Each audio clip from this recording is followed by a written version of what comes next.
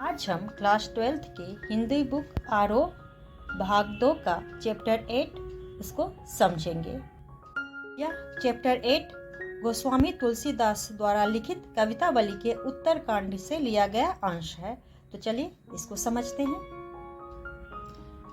किसवी किसान कुल बनिक भिखरी भांट, चाकर चपल नट चोर चार चेट की, पेट को पढ़त गुण गढ़त चढ़त गिरी, अटत गहन गन अहन अखेट की, ऊंचे नीचे करम धर्म अधर्म करी, पेट ही को पचत बेचट बेटा बेट की।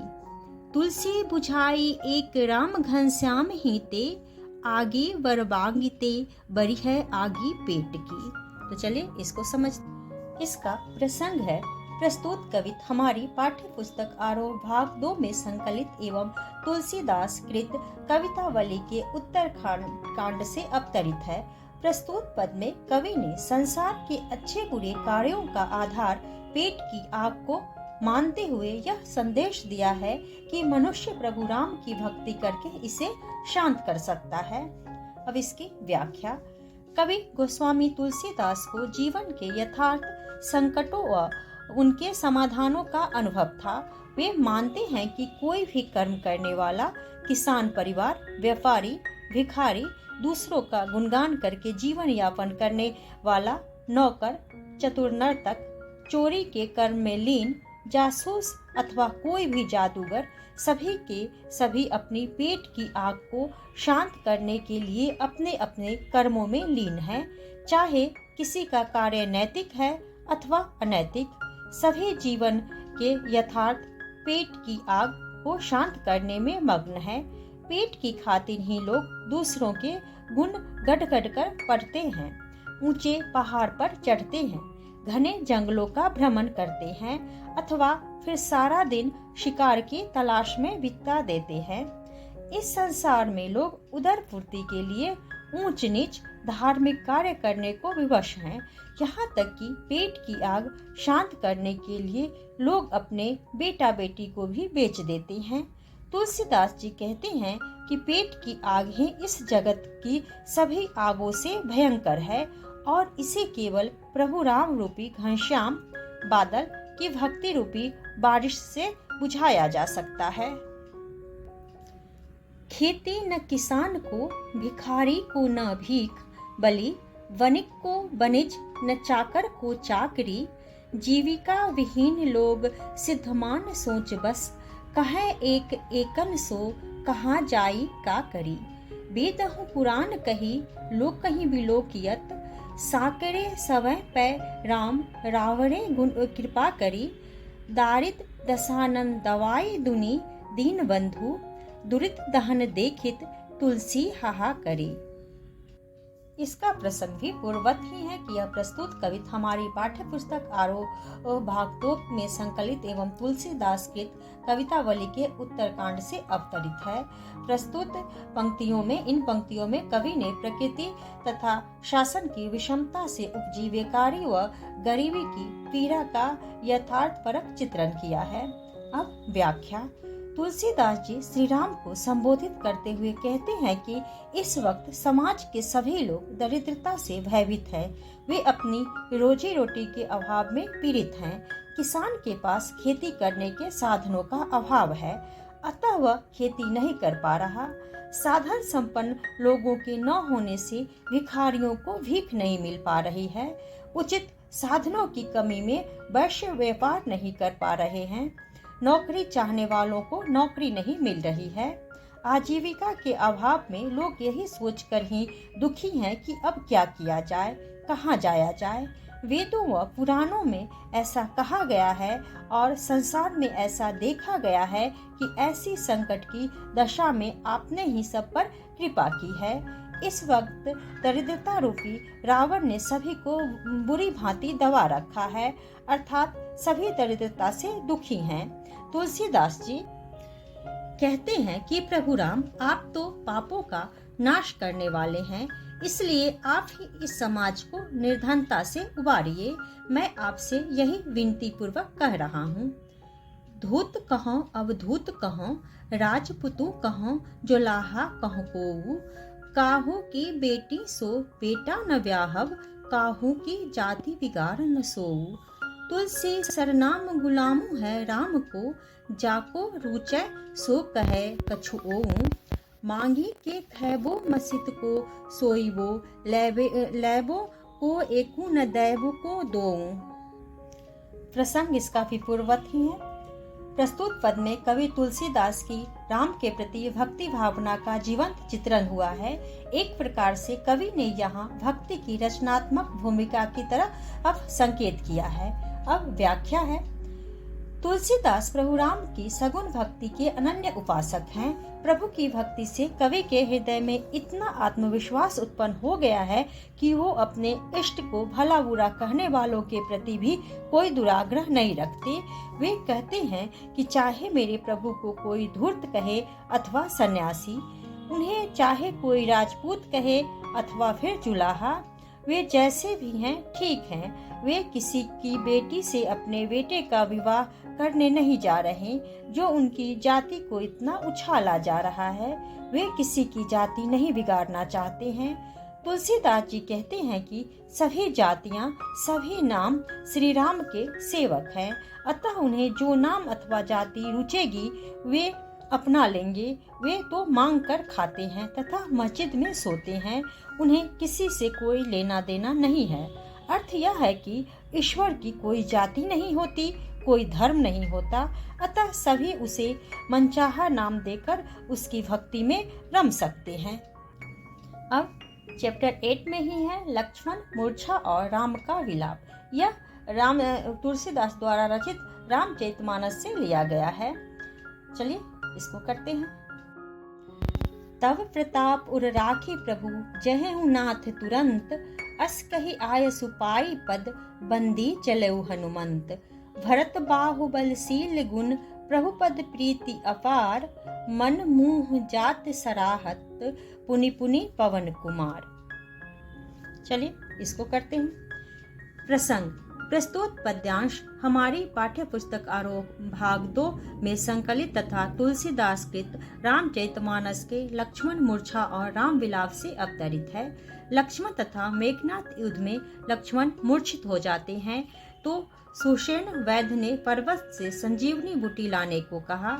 हनुमान जी जब संपूर्ण पर्वत को ही उखाड़कर अयोध्या के ऊपर से आ रहे थे तो भरत के वाहन से नीचे आ गिरे। व्याख्या है।